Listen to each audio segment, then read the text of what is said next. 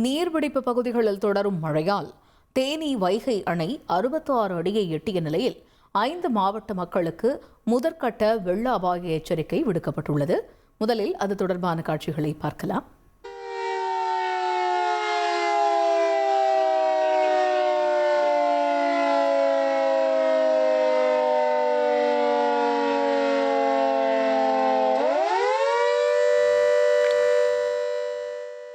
கூடுதல் தகவல்களை செய்தியாளர் பாண்டியன் வழங்க கேட்கலாம். பாண்டியன், இப்ப இந்த 5 மாவட்ட மக்களுடைய பாதுகாப்புக்காக செய்யப்பட்டிருக்கக்கூடிய ஏற்பாடுகள் என்ன? வணக்கம். தேனி மாவட்டத்தில் தென்மேற்கு பருவமழை பெய்து வரும் தொடர் மழை காரணமாக முல்லை பெரியாறு அணையிலிருந்து கூடுதல் தண்ணீர் திறக்கப்பட்டுள்ளதால் வைகை அணைக்கான நீர்வரத்து அதிகரித்து காணப்படுகிறது. இதன் காரணமாக தற்போது 71 அடி உயரம் கொண்ட வைகை அணை நீர்மட்டம் 66 அடியை எட்டியுள்ளது.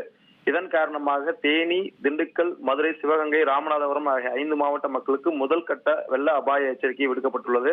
இதனை அறிவிக்கும் விதமாக வைகை அணையின் மதகு பகுதியில் பொருத்தப்பட்டுள்ள அபாய சங்கு 3 முறை ஒலிக்கப்பட்டது. பொதுவாக 66 அடியை எட்டும் போது முதல் கட்ட வெள்ள அபாய எச்சரிக்கையும், 68.50 அடியை எட்டும் போது 2ஆம் கட்ட வெள்ள அபாய எச்சரிக்கையும், அணையின் நீர்மட்டம் 69 அடியை எட்டும் போது 3ஆம் மற்றும் இறுதி கட்ட எச்சரிக்கை விடுக்கப்பட்டு அணைக்கு வரும் தண்ணீர் அப்படியே உபரியாக ஆற்றில் திறக்கப்படுவது வழக்கமாக இருந்து வருகிறது.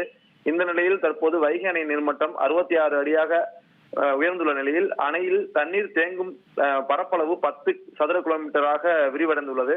கண்ணு கட்டிய தூரம் தண்ணீர் தேங்கியுள்ளதால் தேனி மாவட்டத்தில் வீசியுள்ள பலத்த காற்றின் காரணமாகவும் ஆர்ப்பரிக்கும் அலைகளுடன் வைகை அணை கடல் போல் காட்சியளிக்கிறது.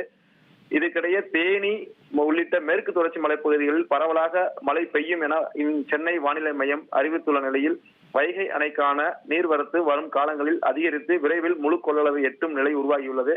வைகை அணை முழு கொள்ளளவை எட்டியுள்ளதால் 5 மாவட்ட விவசாயிகள் மற்றும் பொதுமக்கள் மகிழ்ச்சி அடைந்துள்ளனர். தகவல்களுக்கு நன்றி பாண்டியன்.